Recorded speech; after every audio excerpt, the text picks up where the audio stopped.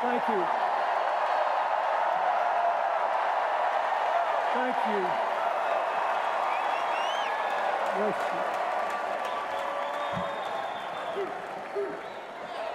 Thank you. Thank you.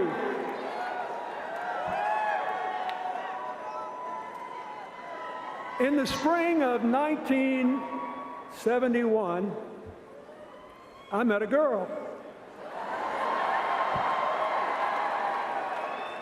The first time I saw her, we were, appropriately enough, in a class on political and civil rights. She had thick blonde hair, big glasses, wore no makeup. And she exuded this sense of strength and self-possession that I found magnetic. After the class, I followed her out, intending to introduce myself. I got close enough to touch her back, but I couldn't do it. Somehow I knew this would not be just another tap on the shoulder, that I might be starting something I couldn't stop. I saw her several more times in the next few days, but I still didn't speak to her. Then one night, I was in the law library talking to a classmate who wanted me to join the Yale Law Journal. He said it would guarantee me a job in a big firm or a clerkship with a federal judge. I really wasn't interested. I just wanted to go home to Arkansas. Then I saw the girl again, standing at the opposite end of that long room. Finally, she was staring back at me. So I watched her. She closed her book, put it down, and started walking toward me. She walked the whole length of the library, came up to me and said, "Look, if you're going to keep staring at me," and now I'm staring back, "we at least ought to know each other's name. I'm Hillary Rodham. Who are you?" I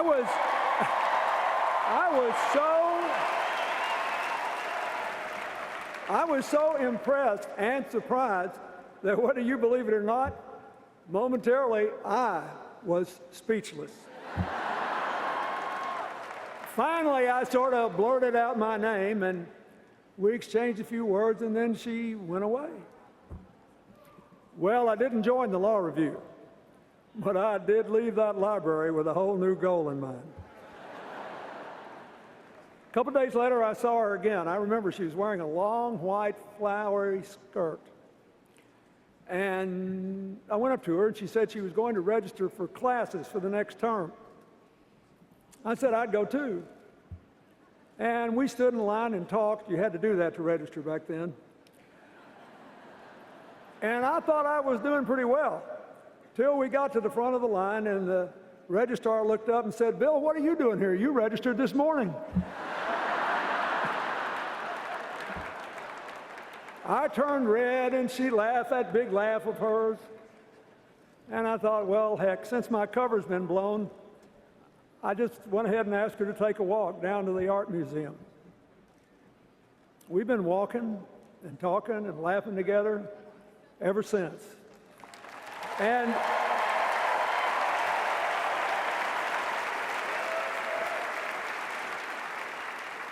we've done it in good times and bad, through joy and heartbreak.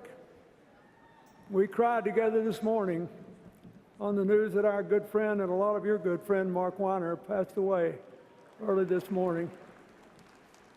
We built up a lifetime of memories. After the first month and that first walk, I actually drove her home to Park Ridge, Illinois, to meet her family and see the town where she grew up, a perfect example of post-World War II middle-class America. Street after street of nice houses, great schools, good parks, a big public swimming pool, and almost all white. I really liked her family. her crusty conservative father, her rambunctious brothers, all extolling the virtues of rooting for the Bears and the Cubs. And for the people from Illinois here, they even told me what waiting for next year meant. Could be next year, guys.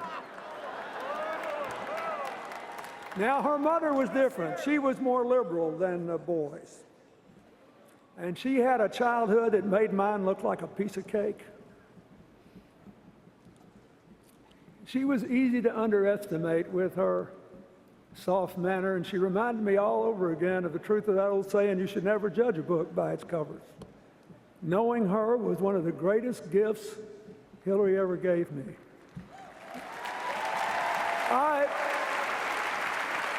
I learned that Hillary got her introduction to social justice through her Methodist youth minister, Don Jones. He took her downtown to Chicago to hear Dr. Martin Luther King speak, and he remained her friend for the rest of his life. This will be the only campaign of hers he ever missed. When she got to college, her support for civil rights, her opposition to the Vietnam War, compelled her to change parties and become a Democrat. And then, between college and law school, on a total lark, she went alone to Alaska and spent some time sliming fish.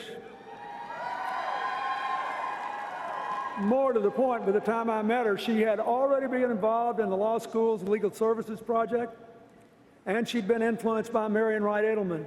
She took a summer internship interviewing workers in migrant camps for Senator Walter Mondale's subcommittee. She'd also begun working in the Yale New Haven Hospital to develop procedures to handle suspected child abuse cases. She got so involved in children's issues that she actually took an extra year in law school, working at the Child Study Center to learn what more could be done to improve the lives and the futures of poor children. So, she was already determined to figure out how to make things better. Hillary opened my eyes to a whole new world of public service by private citizens. In the summer of 1972, she went to Dothan, Alabama, to visit one of those segregated academies that then enrolled over 500,000 white kids in the South. The only way the economics worked is that they claimed federal tax exemptions to which they were not legally entitled. She got sent to prove they weren't. So she sauntered into one of these academies all by herself, pretending to be a housewife that had just moved to town and needed to find a school for her son. And they exchanged pleasantries, and finally she said, look, let's just get to the bottom line here. If I enroll my son in this school, will he be in a segregated school, yes or no? And the guy said, absolutely. She had him. I've seen it 1,000 times since. And she went back, and her encounter was part of a report that gave Marian Wright Edelman the ammunition she needed to keep working to force the Nixon administration to take those tax exemptions away and give our kids access to an equal education.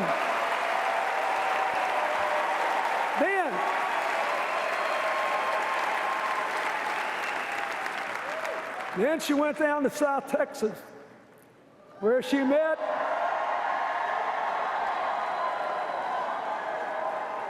one of the nicest fellows I ever met, the wonderful union leader Franklin Garcia, and he helped her register Mexican-American voters. I think some of them are still around to vote for her in 2016. And then, in our last year in law school, Hillary kept up this work. She went to South Carolina to see why so many young African-American boys, I mean young teenagers, were being jailed for years with adults in men's prisons. And she filed a report on that, which led to some changes too. always making things better. Now, meanwhile, let's get back to business. I was trying to convince her to marry me. I first proposed to her on a trip to Great Britain, the first time she'd ever been overseas, and we were on the shoreline of this wonderful little lake, Lake Innerdale. I asked her to marry me, and she said, I can't do it. So in 1974, I went home to teach in the law school, and Hillary moved to Massachusetts to keep working on children's issues. This time, trying to figure out why so many kids counted in the census weren't enrolled in school.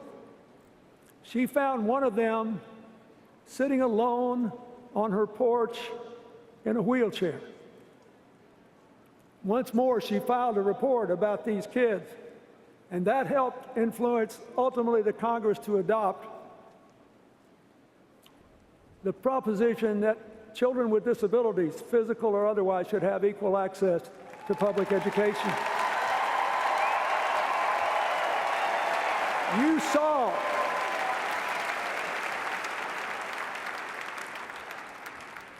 You saw the results of that last night when Anastasia Somoza talked.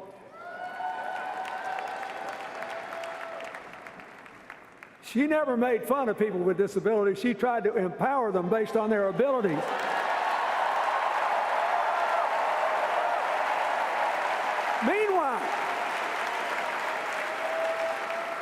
Meanwhile, I was still trying to get her to marry me. So the second time I asked, I tried a different tack. I said, I really want you to marry me, but you shouldn't do it. She smiled and looked at me like, what is this boy up to? She said, that is not a very good sales pitch. I said, I know, but it's true. And I meant it. It was true. I said, I know most of the young Democrats our age who want to go into politics. They mean well and they speak well, but none of them is as good as you are at actually doing things to make positive changes in people's lives. So I suggested she go home to Illinois or move to New York and look for a chance to run for office. She just laughed and said, are you out of your mind? Nobody would ever vote for me. So I finally got her to come visit me in Arkansas. And when she did, the people at the law school were so impressed, they offered her a teaching position. And she decided to take a huge chance. She moved to a strange place, more rural, more culturally conservative than any place she'd ever been, where she knew good and well people would wonder what in the world she was like and whether they could or should accept her. Didn't take them long to find out what she was like. She loved her teaching, and she got frustrated when one of her students said, well, what do you expect? I'm just from Arkansas. She said, don't tell me that. You're as smart as anybody. You just got to believe in yourself and work for it and set high goals. She believed that anybody could make it.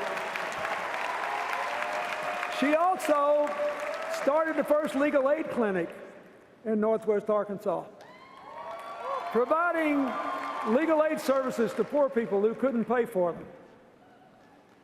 One day, I was driving her to the airport to fly back to Chicago when we passed this little brick house that had a for sale sign on it. And she said, boy, that's a pretty house. It had 1,100 square feet, an attic fan and no air conditioner in hot Arkansas, and a screened-in porch. Hillary commented on what a uniquely designed and beautiful house it was. So I took a big chance. I bought the house. My mortgage was $175 a month.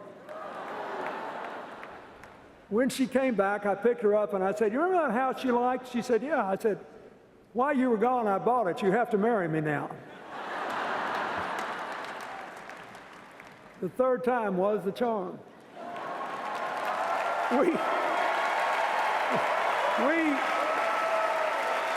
were married We were married in that little house on October the 11th, 1975.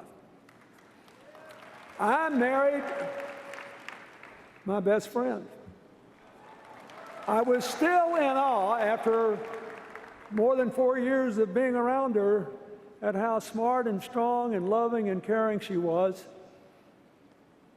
And I really hoped that her choosing me and rejecting my advice to pursue her own career was a decision she would never regret.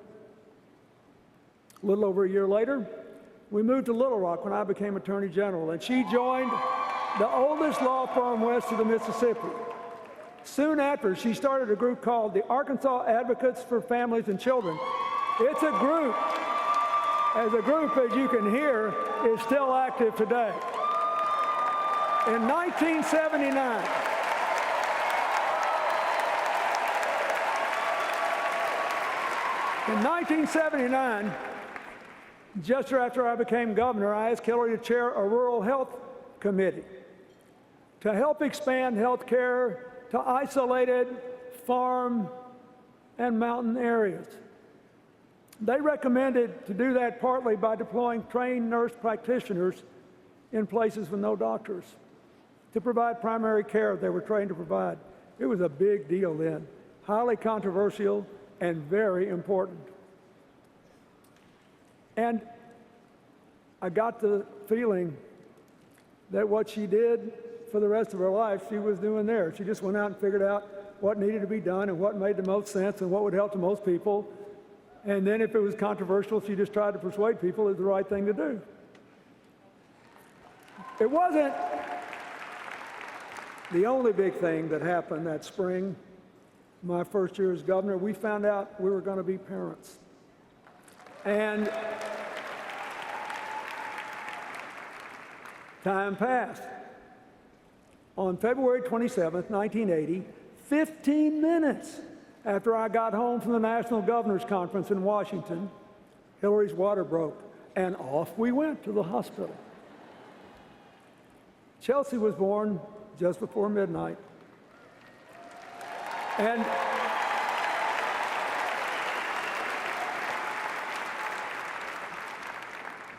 it was the greatest moment of my life. The miracle of a new beginning. The hope filled for me because my own father died before I was born.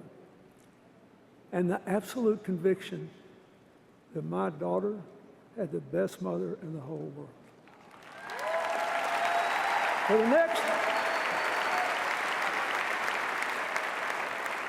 For the next 17 years, through nursery school, Montessori, kindergarten, through t-ball, softball, soccer, volleyball, and her passion for ballet, through sleepovers, summer camps, family vacations, and Chelsea's own very ambitious excursions, from Halloween parties in the neighborhood to a Viennese waltz gala in the White House. Hillary, first and foremost, was a mother.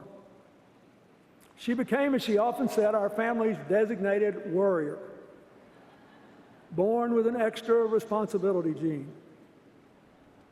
The truth is, we rarely disagreed on parenting, although she did believe that I had gone a little over the top when I took a couple of days off with Chelsea to watch all 6 Police Academy movies back to back. When Chelsea was 9 months old, I was defeated for re-election in the Reagan landslide. And I became overnight, I think, the youngest former governor in the history of the country. We only had 2-year terms back then. Hillary was great. Immediately she said, okay, what are we going to do? Here's what we're going to do. We're going to get a house, you're going to get a job, we're going to enjoy being Chelsea's parents. And if you really want to run again, you got to go out and talk to people, figure out why you lost, tell people you got the message, and show them you still got good ideas. I followed her advice. Within 2 days, we had a house. I soon had a job. We had 2 fabulous years with Chelsea, and in 1982, I became the first governor in the history of our state to be elected, defeated, and elected again.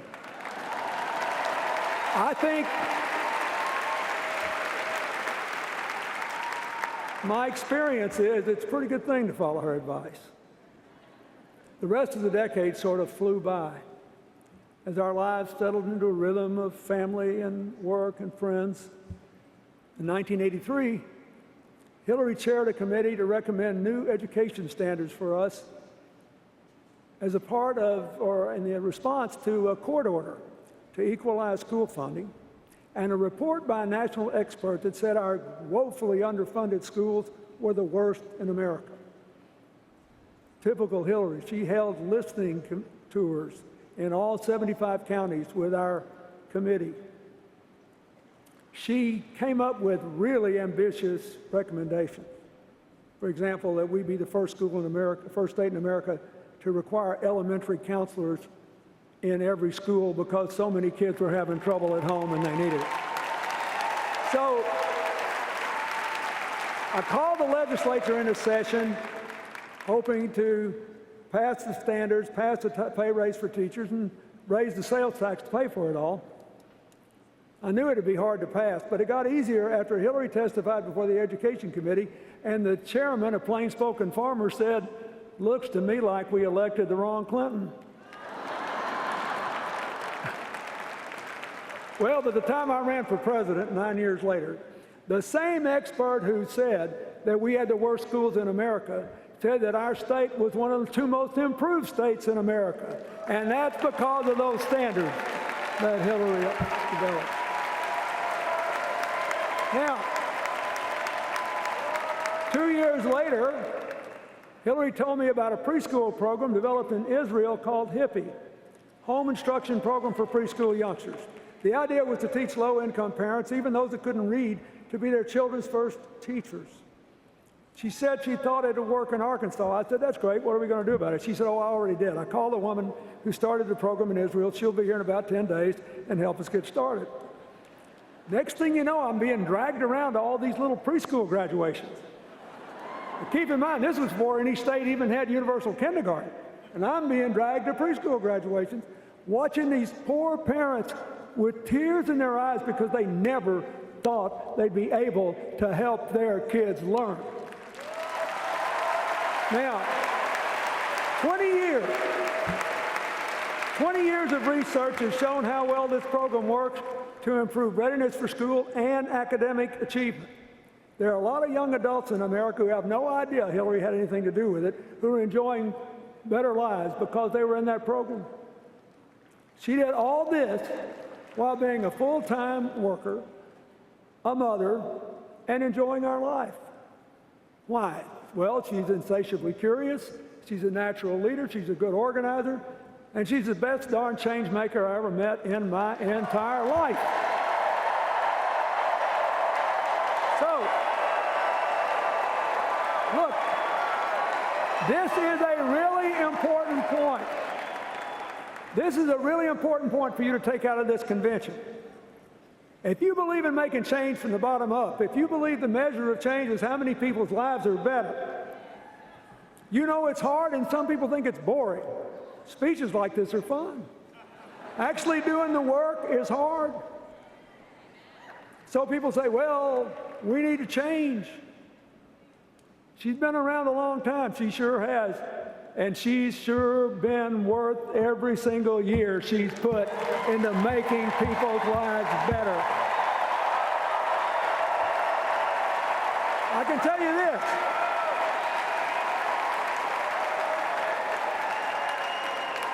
If you were sitting where I'm sitting, and you heard what I have heard at every dinner conversation, every lunch conversation, on every long walk, you would say, this woman has never been satisfied with the status quo in anything. She always wants to move the ball forward. That is just who she is. When I became president, with a commitment to reform health care, Hillary was a natural to head the health care task force. You all know we failed because we couldn't break a Senate filibuster. Hillary immediately went to work on solving the problems the bill sought to address one by one. The most important goal was to get more children with health insurance. In 1997, Congress passed the Children's Health Insurance Program, still an important part of President Obama's Affordable Care Act. It insures more than 8 million kids. There are a lot of other things in that bill that she got done, piece by piece, pushing that rock up the hill.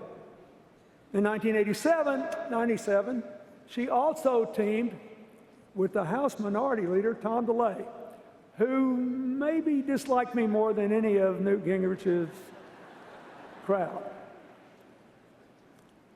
They worked on a bill together to increase adoptions of children out of foster care. She wanted to do it because she knew that Tom DeLay, for all of our differences, was an adopted parent, and she honored him for doing that. Now, the bill they worked on, which passed with an overwhelming bipartisan majority, led to a big increase in the adoption of children out of foster care, including non-infant kids and special needs kids. It made life better because she's a change maker. That's what she does. Now, when you're doing all this, real life doesn't stop. 1997 was the year Chelsea finished high school and went to college. We were happy for her, but sad for us to see her go.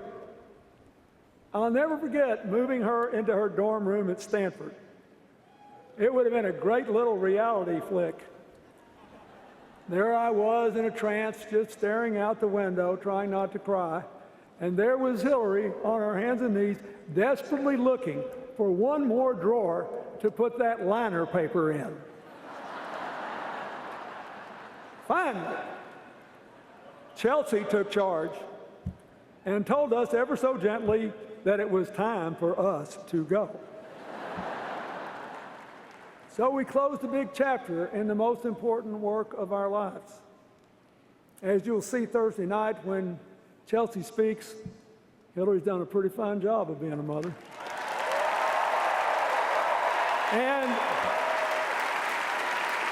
as you saw last night, beyond a shadow of a doubt, so has Michelle Obama. Now, fast forward.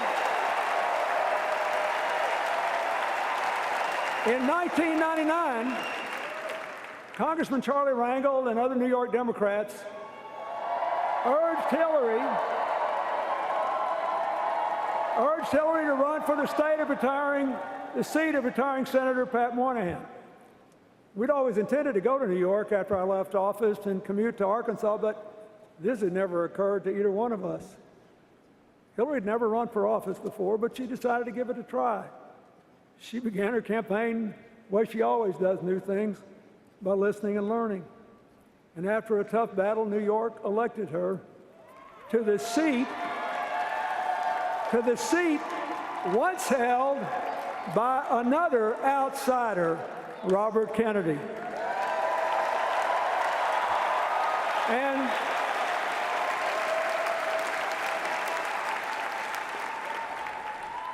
she didn't let him down. Her early years were dominated by 9/11. By working to fund the recovery, then monitoring the health of and providing compensation to victims and first and second responders. She and Senator Schumer were tireless, and so were our House members. In 2003, partly spurred on by what we were going through, she became the first senator in the history of New York ever to serve on the Armed Services Committee. So she tried to make sure people on the battlefield had proper equipment. She tried to expand, and did expand, health care coverage to reservists and members of the National Guard. She got longer family leave working with Senator Dodd for people caring for wounded service members. And she worked for more extensive care for people with traumatic brain injury. She also served on a special Pentagon commission to propose changes necessary to meet our new security challenges. Newt Gingrich is on that commission. He told me what a good job she'd done. I say that because nobody who has seriously dealt with the men and women in today's military believes they are a disaster. They are a national treasure of all races, all religions, all walks of life. Now, meanwhile, she compiled a really solid record, totally progressive on economic and social issues. She voted for and against some proposed trade deals. She became the de facto economic development officer for the area of New York outside the ambit of New York City. She worked for farmers, for winemakers, for small businesses and manufacturers, for upstate cities and rural areas who needed more ideas and more new investment to create good jobs, something we have to do again in small town and rural America, in neighborhoods that have been left behind in our cities, in Indian country, and yes, in coal country. When she lost a hard-fought contest to President Obama in 2008, she worked for his election hard, but she hesitated to say yes when he asked her to join his cabinet because she so loved being a senator from New York. So, like me in a different context, he had to keep asking. But as we all saw and heard from Madeleine Albright, it was worth the effort and worth the wait. As Secretary of State, she worked hard to get strong sanctions against Iran's nuclear program, and in what the Wall Street Journal, no less, called a half-court shot at the buzzer, she got Russia and China to support them. Her team negotiated the New START treaty with Russia to reduce nuclear weapons and reestablish inspections, and she got enough Republican support to get 2/3 of the Senate the vote necessary to ratify the treaty. She flew all night long from Cambodia to the Middle East to get a ceasefire that would avoid a full-out shooting war between between Hamas and Israel in Gaza, to protect the peace of the region. She backed President Obama's decision to go after Osama bin Laden. She launched a team. This is really important today. She launched a team to fight back against terrorists online and built a new global counterterrorism effort. We've got to win this battle in the mind field. She put climate change at the center of our foreign policy. She negotiated the first agreement ever, where China and India officially committed to reduce their emissions. And as she had been doing since she went to Beijing in 1995 and said women's rights are human rights and human rights are women's rights, she worked to empower women and girls around the world and to make the same exact declaration on behalf of the LGBT community in America and around the world.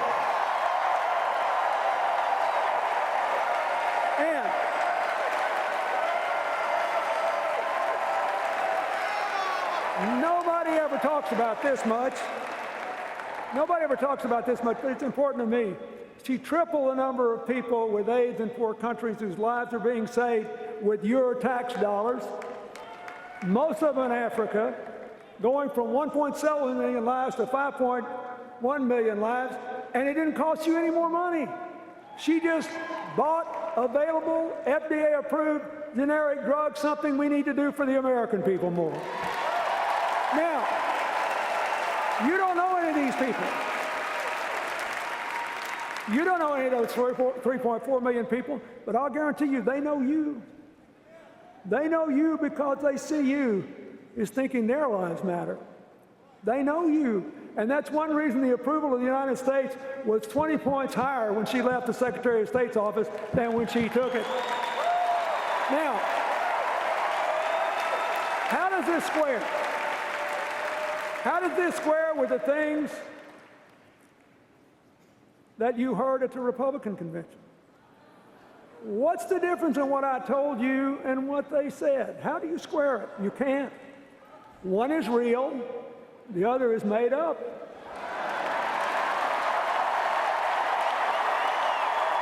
And you just have to decide.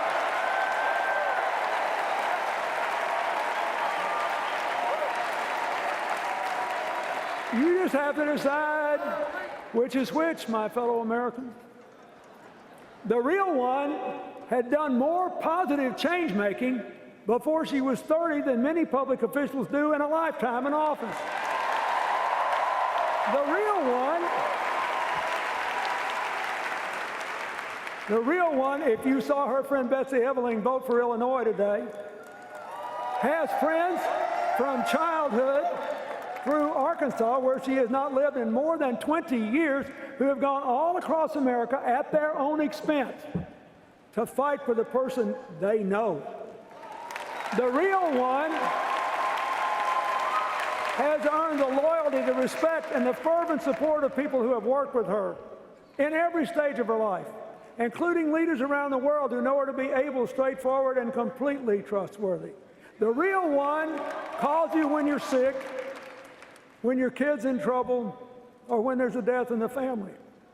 The real one repeatedly drew praise from prominent Republicans when she was a senator and Secretary of State. So what's up with this? Well, if you win elections on the theory that government is always bad and will mess up a two-car parade, a real change maker represents a real threat. So, your only option is to create a cartoon alternative, then run against the cartoon. Cartoons are two-dimensional. They're easy to absorb. Life in the real world is complicated, and real change is hard. And a lot of people even think it's boring.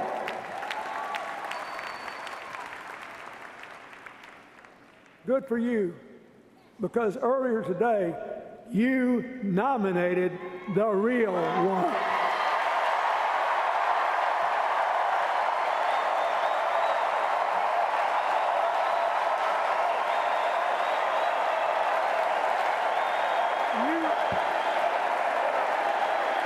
Listen.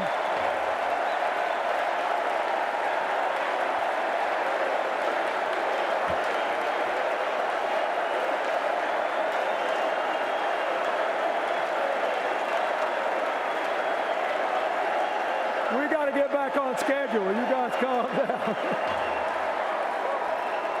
Look, I have lived a long, full, blessed life. It really took off when I met and fell in love with that girl in the spring of 1971. When I was president, I worked hard to give you more peace and shared prosperity, to give you an America where nobody is invisible or counted out. But for this time, Hillary is uniquely qualified to seize the opportunities and reduce the risk we face.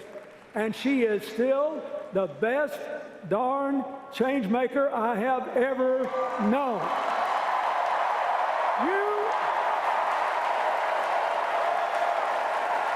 You could drop her. You could drop her into any trouble spot. Pick one.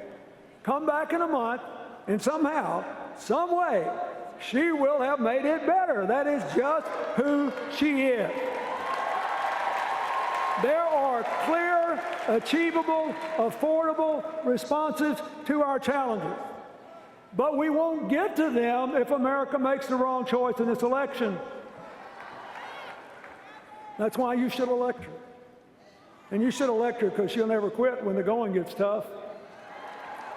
She'll never quit on you. She sent me in this primary to West Virginia, where she knew we were going to lose, to look those coal miners in the eye and say, I'm down here because Hillary sent me to tell you that if you really think you can get the economy back you had 50 years ago, have at it, go wherever you want to. But if she wins, she is coming back for you to take you along on the ride to America's future. And so I say to you,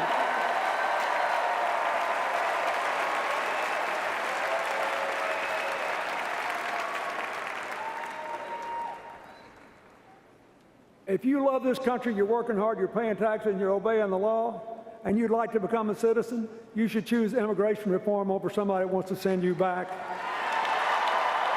If you're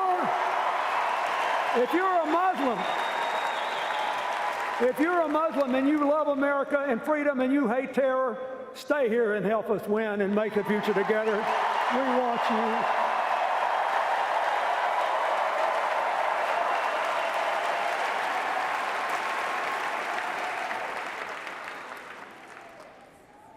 If you're a young African American disillusioned and afraid, we saw in Dallas how great our police officers can be. Help us build a future where nobody's afraid to walk outside, including the people that wear blue, to protect our future.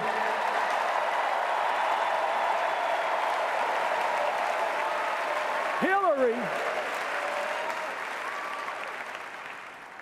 will make us stronger together. You know it because she spent a lifetime doing it. I hope you'll do it. I hope you'll elect her. Those of us who have more yesterdays than tomorrows tend to care more about our children and grandchildren. The reason you should elect her is that in the greatest country on earth, we have always been about tomorrow. Your children and grandchildren will bless you forever if you do. God bless you. Thank you.